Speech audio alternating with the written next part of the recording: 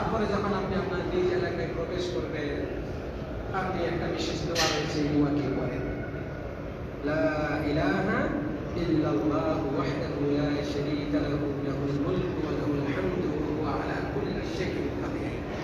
এই যে দোয়াটা পৃথিবীর শ্রেষ্ঠ দোয়া। হাজী সাহেবরা হজ করতে আসছেন, আরাফার ময়দানে না গেলে হজই হয় না। আর আরাফার ময়দানে একটা দোয়া নির্দিষ্টভাবে আমাদের নবী আমাদেরকে শিখাইছে, এবং তিনি বলছেন এইটা হচ্ছে সবচেয়ে শ্রেষ্ঠ দোয়া, আরাফার দোয়া। আমি এবং আমার পূর্বের নবীরা যে দোয়া করতাম সেটা হচ্ছে এটা, লা ইলাহা ইল্লাল্লাহু ওয়াহদাহু লা শারীকা লাহু লাহুল মুলকু ওয়া লাহুল হামদু ওয়া হুয়া আলা কুল্লি শাইইন কাদির। এই দোয়াটা করবেন। এর সাথে তাইবুন তাইবুন হামিদুন লিরাব্বিনা সাজিদুন, এইভাবে রাসূল দোয়া করতেন। যার মুখস্থ আছে আলহামদুলিল্লাহ, যার মুখস্থ নাই চেষ্টা করুন যতদূর সম্ভব। না হয় আপনি বাংলাতেই পড়ুন, নিজের ভাষাতেই পড়ুন, আপনি চেষ্টা করুন। প্রথম অংশ যা বললাম তাকবীর পড়া, এটা তো আছে, আল্লাহু আকবার, এটা তো আর বাংলা আরবি আমাদের কাছে সেলস। আর এই যে দোয়াটা আশা করি সবার মুখস্থ রয়েছে।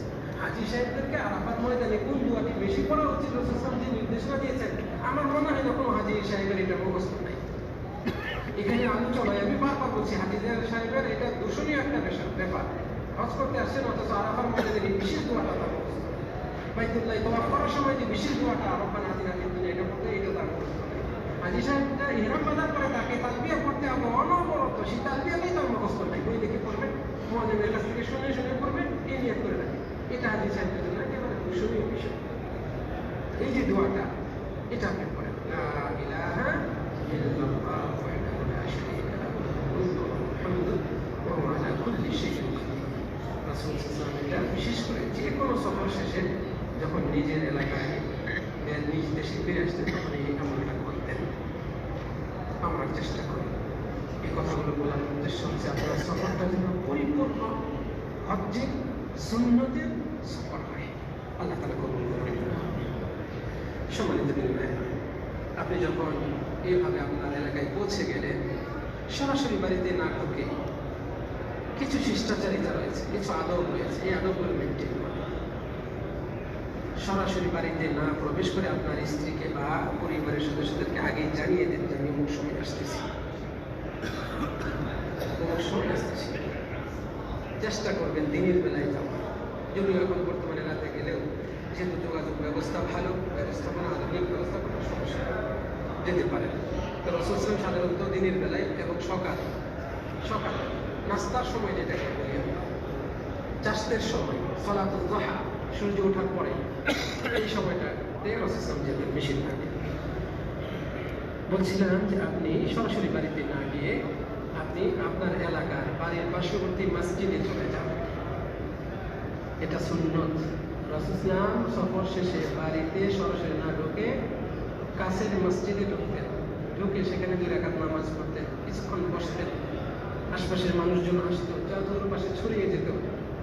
আমাদের মুসাফির ফিরে এসেছেন আমাদের মাঝে, আশপাশের মানুষদের সাথে কলা কৌশল বিনিময় করুন।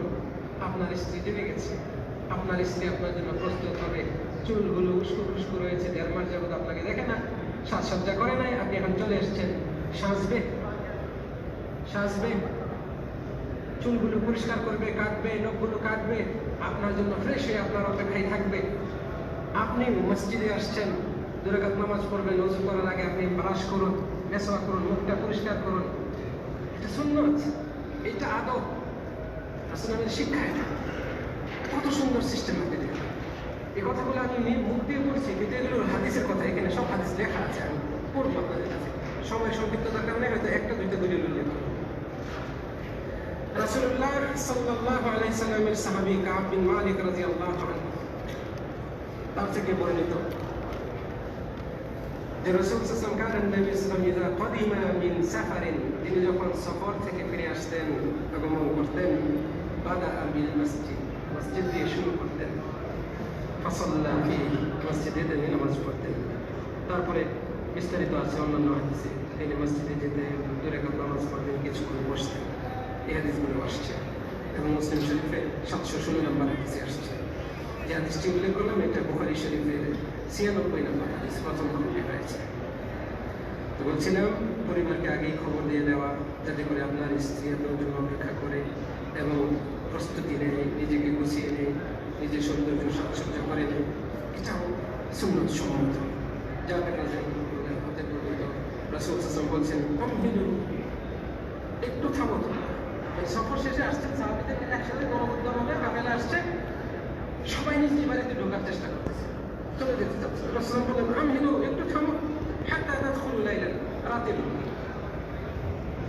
আসছে যেহেতু তোমরা সন্ধ্যার দিকে রাতের দিকে ঢোকো, যাতে করে লিখায় যাতে করে তামতাশিতা আশ-শাইতা, শাইতা স্ত্রীলিঙ্গ ব্যবহার করেছে, যাতে করে যাদের চুলগুলো, যে নারীগুলোর চুলগুলো উস্কো খুস্কো হয়ে আছে, এলোমেলো হয়ে আছে, তারা তামতাশিতা মানে চুলগুলো আঁচড়ে নিতে পারে, মুশতুল মানে আঁচড়ানো, চিরুনি, তারা যেন চুলগুলো আঁচড়িয়ে নিতে পারে।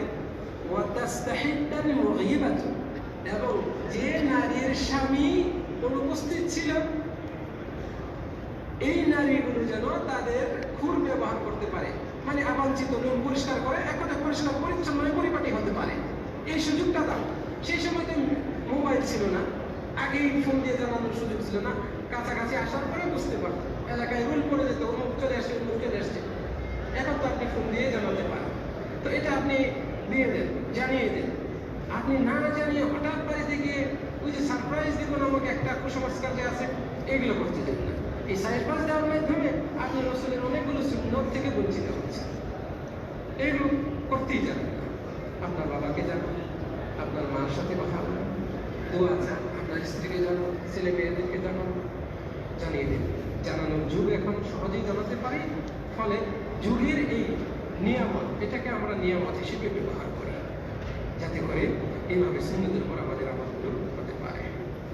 প্রিয় দিনী ভাই, আজকের আলোচনায় যেহেতু বলছিলাম একেবারে সংক্ষেপ করব, আজকের আলোচনার সর্বশেষ অংশ বলতে চাই।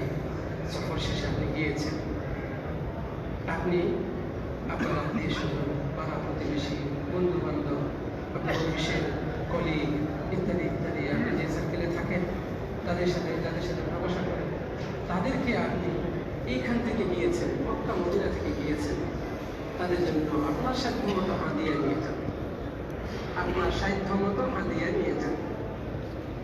খেজুর নিয়ে যান, জমজম পানি নিয়ে যান, মেসওয়াক নিয়ে যান, আতর নিয়ে যান, আপনার সাধ্য মতো আপনি কয়েকটা জায়নামাজ নিয়ে যান। পাড়ার নতুন মুরব্বী রয়েছে, আপনার ফ্যামিলির কিছু মুরব্বী রয়েছে, আপনি হাদিয়া দেন। এই হাদিয়া দেওয়ার মাধ্যমে রাসূলের সুন্নতের উপর আমল হয়, এর মাধ্যমে বহু কল্যাণ অর্জন হয়। যে লোকগুলো মন খারাপ করে আছে আপনার উপর, মনটা নরম হবে, আপনি হজ করে ইরাম করে যাবেন, আপনি হাদিয়াটা তার কাছে নিয়ে থাকেন। সম্পর্ক জোড়া লাগে, সম্পর্ক শক্তিশালী হয়, সুধারণা তৈরি হয়, বহু ফায়দা রয়েছে। রাসূলের সুন্নতের উপর আমল হয়। রাসূল সাল্লাল্লাহু আলাইহি ওয়াসাল্লাম বলেছেন তাহাদু, তোমরা হাদিয়া দাও একে অপরকে, একে অপরের সাথে ভালোবাসা সম্পর্ক করে তোলো। আপনি যেখানে যাচ্ছেন, মক্কা মদিনায় তারা আসতে পারে নাই, তাদের আবেগ এখানে পড়ে আছে, মনটা পড়ে আছে, আপনি গিয়েছেন, আপনাকে দেখে তারা আপ্লুত হবে, আপনার হাদিয়াটা পেয়ে তারা আরো আপ্লুত হবে। আপনি সম্ভব হলে দু একটা নসিহত করেন, আমি মক্কা মদিনায় এত সুন্দর এই বিষয়গুলো দেখে এসেছি, আসুন না আমরা ওইটা আমরা আমলগুলো করি, আপনার আমলটা দেখে তারা উদ্বুদ্ধ হবে। এই হাদিয়ার প্রচলনটা আমাদের করা উচিত। শুধু হাদিয়া পাওয়ার অপেক্ষায় না করে হাদিয়া দেওয়া, এটার প্রতিও আমরা উদ্বুদ্ধ হই। আল্লাহ তাআলা আমাদেরকে তৌফিক দান করুন। সম্মিলিত দিনী ভাই, এর মাধ্যমে বলছিলাম যে নানান রকমের সুফল পাওয়া যায় হাদিয়া দেওয়ার মাধ্যমে।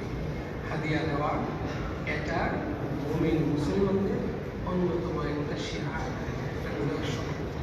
ভালো কাজে মুমিনরা সাধারণত ভালো জিনিসগুলোই হাদিয়া দেয়, কখনো এই অবৈধ বেদাতের জিনিস, হারাম জিনিস, যেগুলো বেদাত করতে উদ্বুদ্ধ করে, এগুলো থেকে আপনি দূরে থাকুন। আল্লাহ যেগুলো থেকে সতর্ক করেছে, আপনি সেগুলো থেকে সতর্ক থাকুন। মরিয়ম ফুল নিতে যান না, মরিয়ম ফুল নিয়ে গেলে একেবারে গর্ভবতী মহিলার কোনো কষ্টই হবে না।